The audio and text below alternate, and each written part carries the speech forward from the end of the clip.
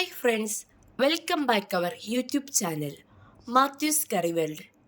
ഇന്ന് നമുക്കൊരു carrot cabbage thoran ഉണ്ടാക്കി നോക്കിയാലോ. അതിനായി 250 ഗ്രാം ക്യാബേജ്, ക്യാരറ്റ് ചെറുതായി കട്ട് ചെയ്തതാണ് ഞാൻ ഇവിടെ എടുത്തിട്ടുള്ളത്. അരമുറി തേങ്ങ ചിരണ്ടിയത്, കുറച്ച് കറിവേപ്പില, ഞാൻ ഇവിടെ കാന്താരിമുളകാണ് എടുത്തിട്ടുള്ളത്, 8-10.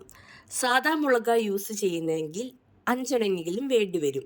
2 മീഡിയം സൈസ് സവോള ചെറുതായി കട്ട് ചെയ്തത്. ഒരു പാനിലേക്ക് എണ്ണ ഒഴിച്ച് അത് ചൂടായതിനു ശേഷം അതിലേക്ക് കടുക് പൊട്ടി വരുമ്പോൾ അതിലേക്ക് വറ്റൽ മുളക്, കറിവേപ്പില, പച്ചമുളക്, അരിഞ്ഞു വെച്ച സവോള, ആവശ്യത്തിനുള്ള ഉപ്പും ചേർത്ത് നന്നായി വഴറ്റിയെടുക്കാം.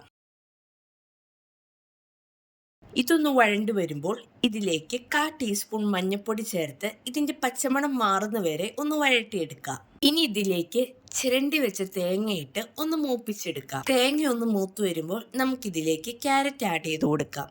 ക്യാരറ്റ് ഒരു 50% കുക്കായതിനു ശേഷം നമുക്കതിലേക്ക് ക്യാബേജ് ഇട്ട് നന്നായി ഇളക്കി കൊടുക്കാം. ഇതിപ്പോൾ ഏകദേശം കുക്കായി വന്നിട്ടുണ്ട്. ഈ തോരൻ ഓവർ കുക്കാകേണ്ട ആവശ്യമില്ല. ഓവർ കുക്കായ ഇതിന്റെ ടേസ്റ്റേ മാറിപ്പോവും. ഇനി നമുക്കിതൊരു സെർവിങ് ബോളിലേക്ക് മാറ്റാം. ക്യാബേജ് ക്യാരറ്റ് തോരൻ. ക്യാബേജ് ഇഷ്ടമല്ലാത്തവര് ഇങ്ങനെ ഒന്ന് ട്രൈ ചെയ്ത് നോക്കി ഫീഡ്ബാക്ക് ഒന്ന് അറിയിക്കണേ.